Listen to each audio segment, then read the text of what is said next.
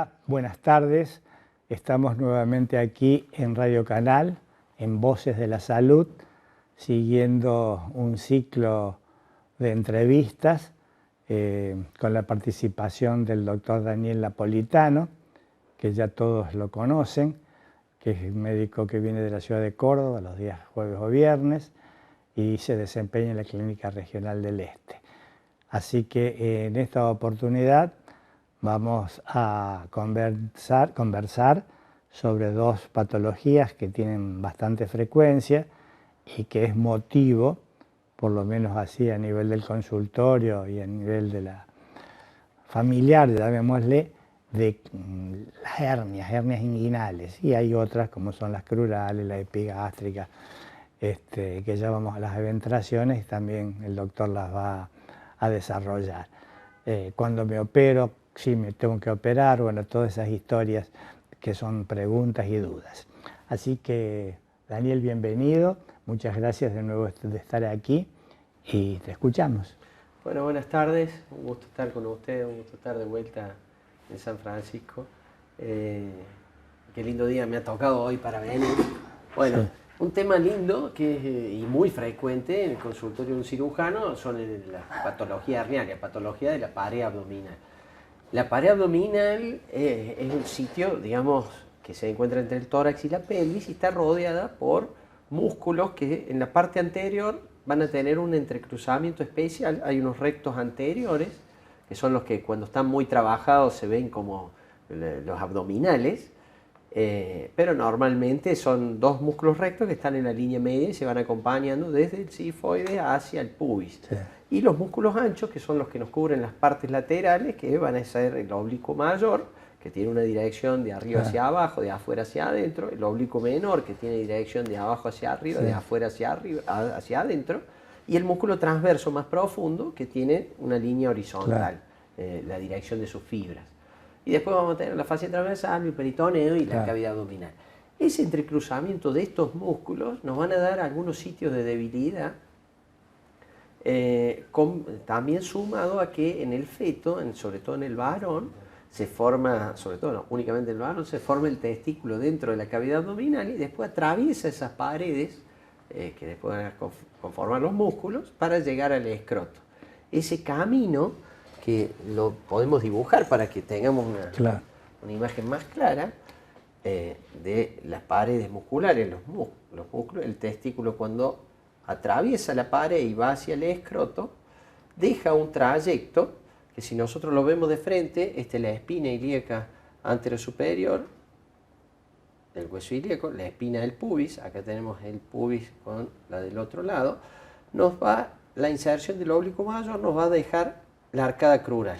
Por acá van a pasar vasos y otros elementos, y por acá, a 25 milímetros del punto medio, se va a encontrar el orificio inguinal profundo. Ahí es donde pasa el conducto inguinal con los elementos del cordón inguinal que van a atravesar la pared abdominal yendo hacia el testículo.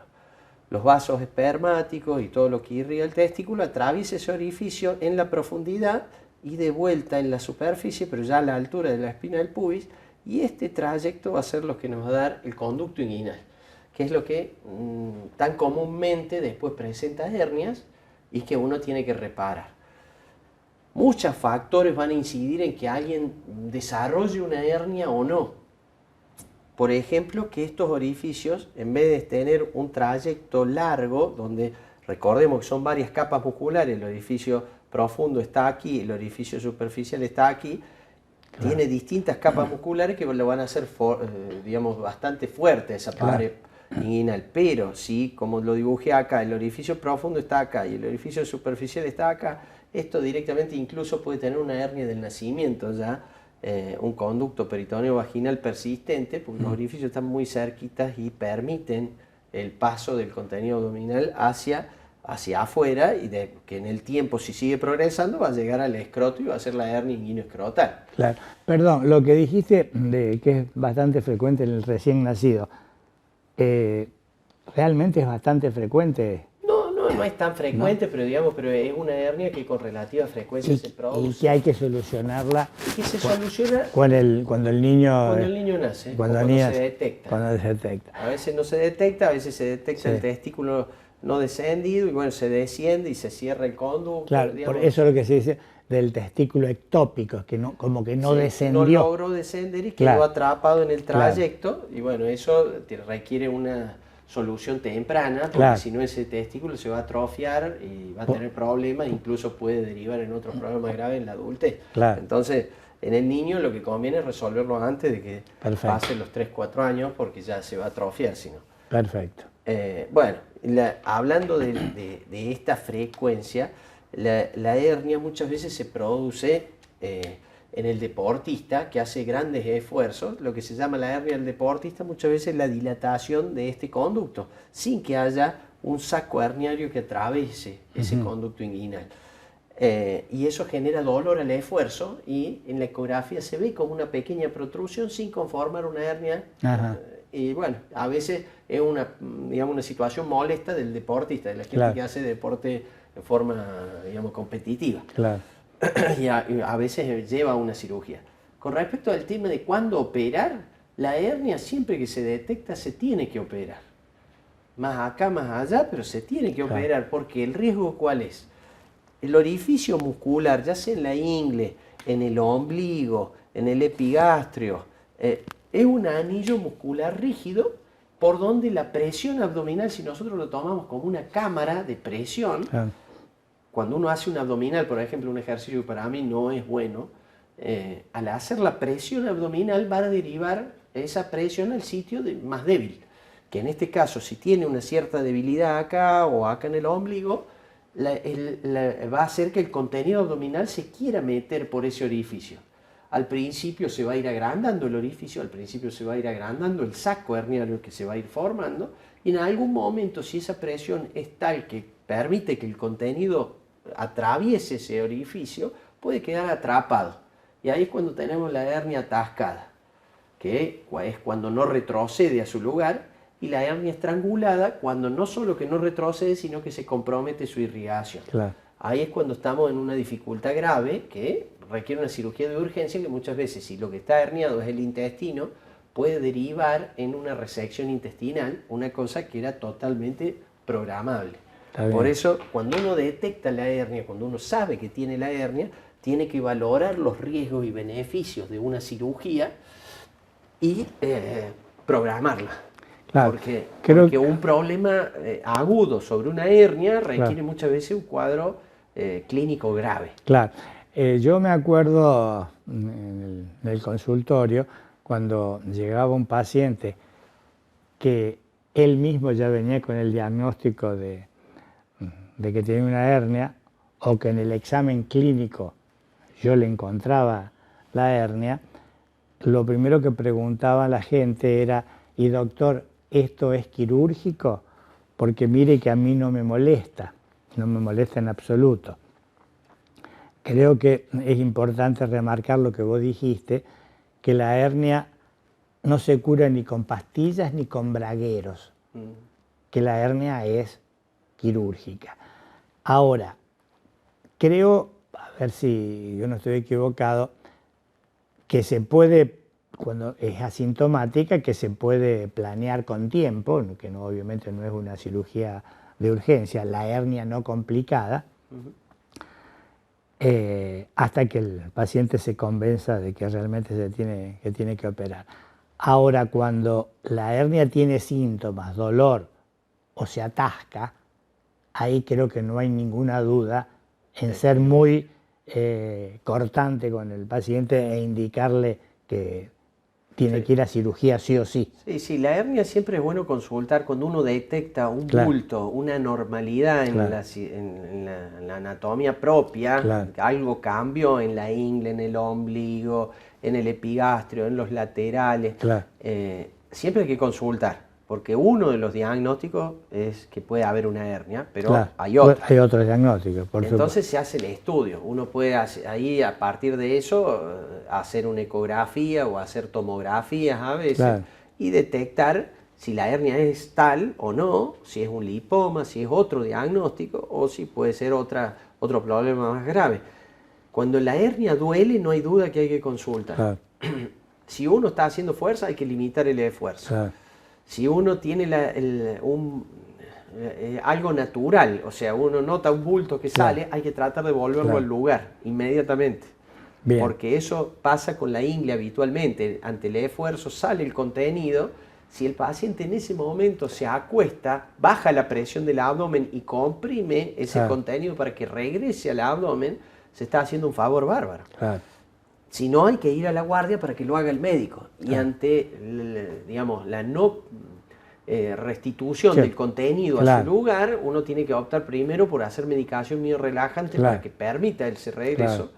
Y si no, tiene que operarse, porque el tejido que está herniado se va a morir, se va a infartar.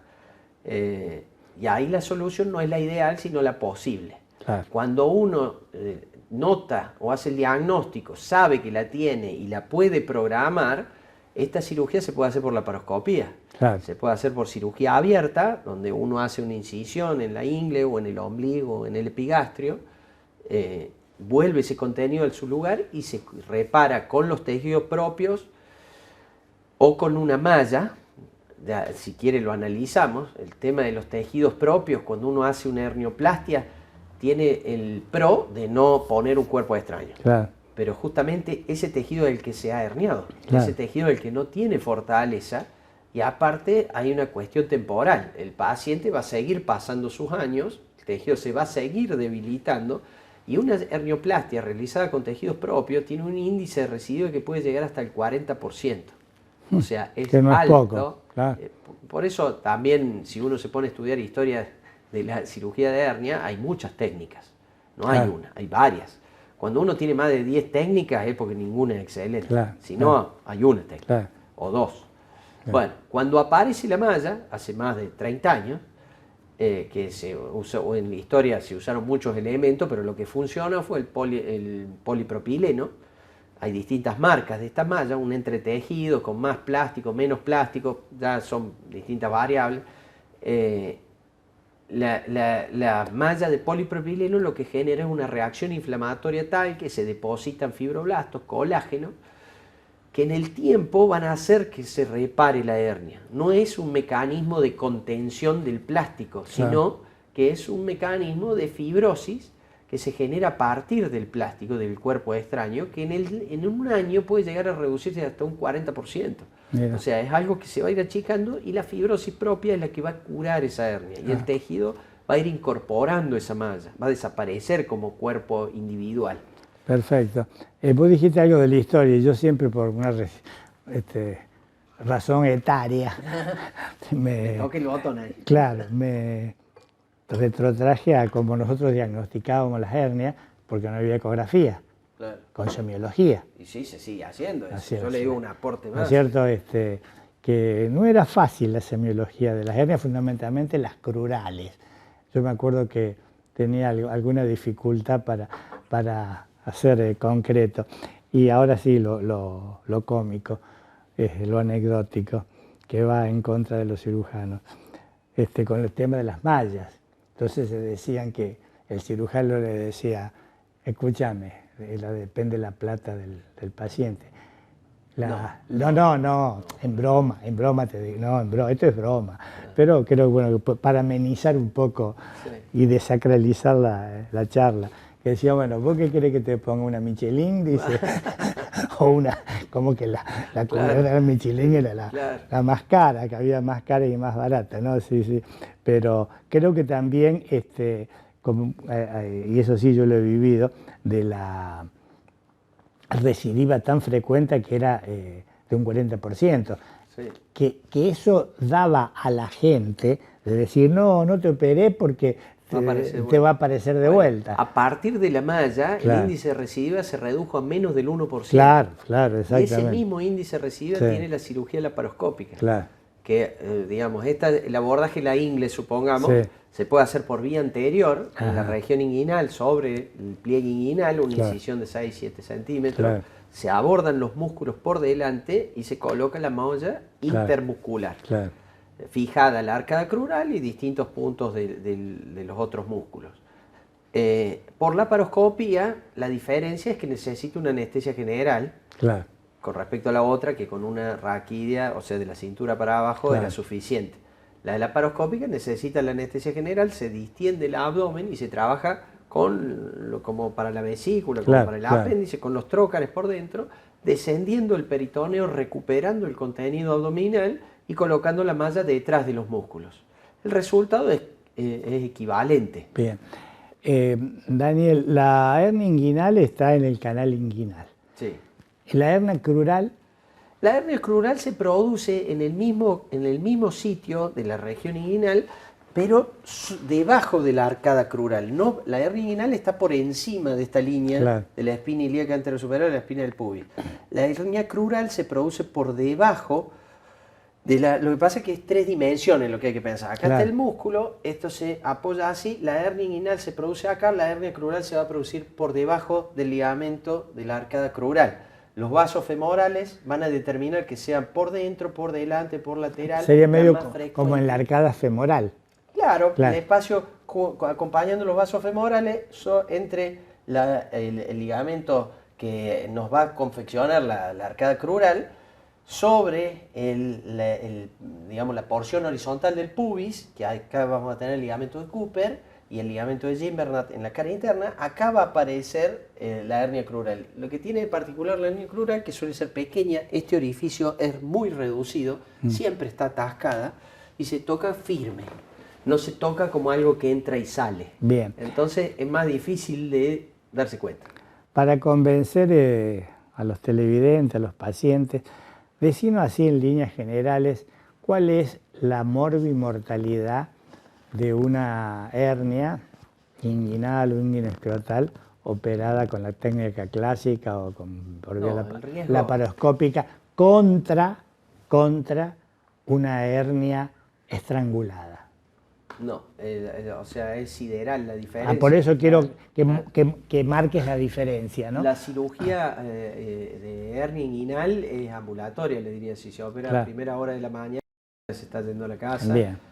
Si se opera a la tarde, se va a la mañana siguiente. Uno retoma su actividad casi inmediatamente. Se va caminando, sube escalera, baja escalera. Estamos hablando de hernioplastia con malla. El dolor es bajo, tanto en el abordaje convencional como en el laparoscópico. Puede ser un poco menos dolorosa la laparoscópica, pero la verdad que no tiene gran diferencia. Y uno sí tiene que tener algunos cuidados, que en la laparoscópica se hacen técnicas donde uno no fija la malla, entonces la conducción de autos debería ser reservada por 4 o 5 días, y el esfuerzo físico, el ejercicio, debería estar retenido por 1 mes. Bien. Más o menos. Bien. Si uno va con una hernia inguinoescrotal, ya la situación es diferente. No le estoy hablando ni atascada, le digo inguinoescrotal, porque ya ahí la laparoscopia le cuesta resolver ese problema, porque en la medida que más grande es el saco, más grande el contenido, más grande el seroma postoperatorio y cuesta, digamos, no es algo que se lleva fácilmente. En la cirugía convencional también tiene sus cosas la resolución de la hernia inguinoescrotal, porque depende del contenido, el riesgo que tiene la cirugía y el postoperatorio. Porque si muchas veces los órganos forman parte del saco, entonces tiene más riesgo que cuando el saco está vacío y es pequeño. Y cuando viene estrangulada, muchas veces hay que convertir la cirugía, ya no basta la cirugía de la hernia. Se repara la hernia y en este caso todavía tiene indicación la cirugía sin malla, porque muchas veces está muy contaminado el espacio, ya sea porque se rompió el intestino, porque hay infecciones en curso, y bueno, uno puede por ahí limitar el uso de malla, más allá que no es obligatorio, la malla se puede usar igual con algunos recaudos, pero uno tiende a hacer una técnica anatómica sin malla, sobre todo porque es la urgencia y muchas veces no dispone la prótesis. Pero tiene que acompañarla con otra cirugía abdominal que va a ser para resolver lo que se estranguló, que es la resección intestinal, la anastomosis, la anocontranatura, lo que haga falta. Entonces, esa situación es sideralmente diferente a lo que uno está acostumbrado cuando la cirugía es programada y bien preparado el paciente. Bien, Pregunté yo específicamente esto para que la gente que nos está viendo, los televidentes, se cuelguen en la oreja de que cuando tienen una hernia, por más que le den vuelta, es mejor consultar al cirujano que llegar a una hernia estrangulada, porque ahí es más complicada, como acaba de explicar el doctor, e inclusive hay hasta peligro de vida. Así que realmente no le tengan miedo de ir del cirujano cuando padecen una hernia, sino lo importante es que consulten para hacer un tratamiento precoz. Y como siempre decimos desde aquí, la prevención es lo que realmente vale en medicina. Bueno, lo que nos queda en el tintero, para seguir con el tema de paredes abdominales, son las hernias que se producen después de una cirugía. Bien. Esa es un capítulo aparte, porque esas se pueden dar en cualquier parte del abdomen. Nosotros tratamos acá la más frecuente, que es la hernia inguinal. Tenemos la umbilical y las epigástricas, que están en la línea media. Claro. Pero cuando hablamos de hernias incisionales, o sea, hernias después de una cirugía en una cicatriz, se pueden dar en cualquier parte del abdomen, todo depende de qué se haya operado. ¿Qué son las eventraciones? Son lo que llamamos eventraciones. Las eventraciones pueden tener, o sea, uno lo va, digamos, maliciando cuando ya se hace la primera cirugía. Claro. El hecho de la aparición de la cirugía laparoscópica es como que hizo bajar muchísimo el índice de eventraciones, pero hoy todavía se siguen haciendo muchas cirugías abiertas y eso predispone a la aparición de hernias.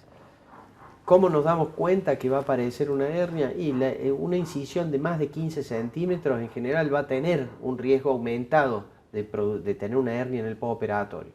Pacientes añosos con paredes abdominales débiles también van a tener un riesgo. El consumo de tabaco y alcohol, la hipertensión abdominal en la obesidad, toda esa tensión que se genera en la pared abdominal predispone los esfuerzos abdominales antes de que haya cicatrizado bien la herida. Claro. Y después ya ni hablar de las características de los materiales, el hilo, que se corte el hilo, bueno, cosas, vicisitudes que pueden pasar en un postoperatorio, también pueden dar problemas y generar la predisposición a generar hernias en el futuro. Todas esas hernias siempre van a tener que ser reparadas, porque siempre van a ser grandes, siempre van a tener contenido abdominal, y van a tener el riesgo de una complicación como el atascamiento y la estrangulación. Bien. Ahí sobre todo tiene que usarse malla. Hay una, por ejemplo, que es muy típica, que es la hernia lumbar, cuando el paciente ha tenido una intervención nefrológica, donde ahí la denervación de la pared genera el bulge que se ve como una hernia. A veces tiene un orificio muscular y a veces tiene solamente la debilidad del músculo y es asimétrica el abdomen. Esas son una de las más difíciles de reparar, porque cuando el músculo pierde tono, uno después le cuesta lograr la simetría y la aproximación de los tejidos que realmente van a contener el contenido abdominal, claro, valga la redundancia. Y bueno, después las hernias internas, que ya no son parte de la pared abdominal, que son las bridas y adherencias que se generan cuando uno ha tenido una intervención abdominal. claro. Siempre que se toque el abdomen, que se toque el intestino, siempre se van a generar adherencias entre los tejidos. Y muchas veces uno puede tener la mala suerte de que se generan espacios donde el intestino se puede meter y atrapar. Y eso ya es todo otro capítulo que forma el abdomen agudo oclusivo. Pero bueno, surge a partir de hernias. Claro. Cuando vos dijiste los factores predisponentes a las eventraciones, que los nombraste muy bien a todos y haciendo énfasis en las historias fundamentalmente de orden quirúrgico, yo como clínico me acuerdo, por alguna cosa que uno ha vivido, en los pacientes con bajas proteínas, las hipoproteinemias también, por eso teóricamente habría que llevarlo con un buen nivel de proteínas a la cirugía, pero a veces cuando es de urgencia no hay tiempo y ese es un factor predisponente, que generalmente se da en los viejos, en los alcohólicos, que por una insuficiencia hepática, pacientes desnutridos, o desnutridos también, cáncer, claro, enfermedades renales, pulmonares, mal irrigada la herida, todo eso Así contribuye a... Bueno, muy bien. Creo que había alguna pregunta de la gente. Bueno, la mayoría por suerte ya están respondidas, algunas que han surgido. Y una que estaría bueno recalcar, porque se habló de las hernias en los bebés, en los recién nacidos, es el tema de las hernias en embarazadas, cómo se puede tratar, si se puede ir a cirugía o no, qué problema hay en ese sentido. Bueno, justamente es lo que yo les había comentado, los dos músculos, una de las hernias más comunes en la mujer embarazada es cuando la cavidad abdominal empieza a tener presión, ya sea por obesidad, por el embarazo, por las hormonas, se debilita la pared. Los músculos rectos no se van a estirar en esta posición, sino que se van a estirar abriéndose, abriendo esa línea media. Claro. La línea media debería medir 5 milímetros entre un músculo recto y el otro, donde se produce el entrecruzamiento de las vainas que cubren esos músculos. Esa línea blanca no debería medir más de 5 milímetros. En los pacientes que aumentan la presión abdominal, esa presión abdominal va a hacer que se separe. Esa línea media va a ser una zona débil porque no tiene músculo, tiene un entrecruzamiento de fibras. Cuando ese entrecruzamiento de fibras se abre, genera el espacio para que se produzcan las hernias epigástricas. Y en una cicatriz natural, como es el ombligo, se va a generar una debilidad tal que va a aparecer la hernia umbilical. Es casi natural que aparezca en la mujer embarazada a lo largo del embarazo. Durante el embarazo no se tiene que reparar, pero pasado el embarazo, primero hay que recuperar la pared abdominal, la fortaleza de la pared abdominal, claro. Y en muchos casos esa hernia va a desaparecer. Y en algunos casos va a quedar de persistir si la paciente está en plan de recuperar el abdomen, se hace una reparación umbilical. Si quiere, la otra opción es plicar esos músculos rectos que han quedado separados hacia la línea media. Y eso también se puede hacer ocupándonos solamente de la hernia umbilical o ocupándonos en la línea media por la laparoscopía para no tener que generar una incisión grande en el abdomen. Claro. Donde por la laparoscopia, entrando por el nivel suprapúbico, uno puede hacer la aplicatura de los músculos rectos y colocar una malla para que eso sea duradero en el tiempo. Bien.